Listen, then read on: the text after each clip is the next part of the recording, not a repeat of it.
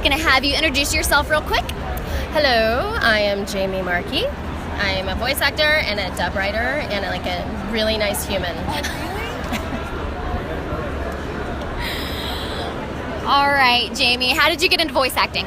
Well, I'm an actor, and so I met someone at a party who worked at Funimation, and they were like, "Oh, you're an actor, you should come audition." And I was like, "I am an actor, I should come audition because I'm a good actor, and you got to go to the auditions." So I did, and I auditioned for a little show called Fruits Basket. That was 15 years ago. Has it already been that long? Yeah, it has been. I'm still trying to wrap my mind around it. And so that's how I got started. I did that, and then I've just been kind of doing it ever since. That's awesome. Yeah. Was there sort of something early on that clicked when you realized that you could do this for a living?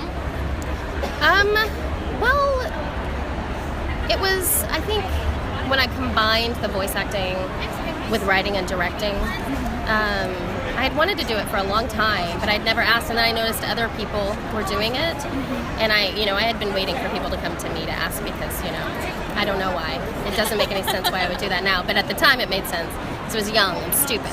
And so then I was like, I should just ask them, and I did, and the next week I had someone hire me to be a director at the Funimation, and someone hire me to write the dubs the same week. So I did that for a year, and then I quit directing after that because I had no life. And I was like, I can write from home in my pajamas, winter. And so I've been writing the dubs ever since, and then being able to voice act, and that together, that was when I really knew, I don't have to do anything else, I can just do this. And it's really cool, and so that's what I've been doing ever since. That's so cool. How do you prepare for each role? Do you have any tips for any aspiring voice actors? Well, I prepare generally on the way, vocally, I prepare by singing Disney songs usually, or sometimes just with the radio, whatever's on the radio. And then my acting tips, or my tips for voice actors would be to be an actor. That's the main thing. That's what everybody says. But you got to act before you can, the voice is great, funny voice is great, but if you can't act it, you can't be a character, and that's what the main thing is. So that would be my advice. All right. Be an actor. Yes. You've been doing voiceover for a few years before you started voicing characters in video games. What made you take that jump? Voicing the anime characters before I started doing video games. I got cast. That was the jump. I mean, as an actor, you're auditioning for everything. Commercial work, video games, anime, stuff like that. I think there wasn't as much video game work where I am in Dallas at the time, so there was less stuff to do. But then once that, I think it was Borderlands 2 was probably Ellie. It was probably the first big one that people knew of. And so that, I think, was it was just someone said you would be good for this, and I said, okay, I'll audition, and then and I guess I was good for that. You've been the voice behind many characters. Are there any that are your favorite? Not any one, because I'm at 250 characters. So I'm lucky that I'm down to 20.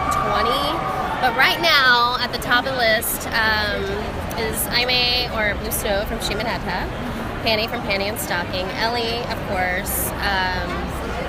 Let's see, the narrator from Hetalia, Witchblade is the top one. I love Witchblade. So good. I always like to ask people if they cry, mostly men, if they cry at the end, and I've never had a man say he has not cried at the end of that, because I love it. Junko from Danganronpa. She's 8 or 9 different crazy characters in one. That's great. And so those just off the top of my head are my favorites, right? Okay. Have you ever done voiceover work for a game or anime that was ultimately canceled? Not that I know of. I don't think so. But at the same time, it's hard to keep track of all of it. But no, I don't think I have been. Nice. Yeah, very nice. Yeah, all my stuff goes through. All right, I've got just a couple more.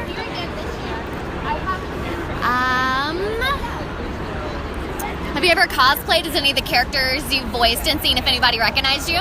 No. I do take pictures of people who cosplay as my characters. Nice. And then after the picture, tell them who I am, because I want them to pose the way they would pose for anybody else for the character, and not get maybe a little The jitters. intimidated or something like that. The jitters, maybe. No, I haven't. It's my characters generally aren't like scientifically possible, so it's hard to, kudos to anybody who cosplays them. But I haven't. Nice. All right, last one. When you're going about your daily routine, do your thoughts ever come out as the voice of one of your characters? No, not really. Yeah, no, that's weird. That doesn't really ever happen. Now, what does happen that's weird is I sometimes dream in animation. So I'll dream and everybody's an anime figure, or I'll dream and like the background is animated but the people are real, or it's like normal people in a dream but whatever they're saying doesn't sync up with their mouths. So in my dream I have to rewrite what they're saying so that it fits their mouth and to make them re-say it. That happens. But I've never, like, just around the house I don't a lot of my characters are my voice. So, it's my voice telling me what to do. Awesome. All right, I think that is it.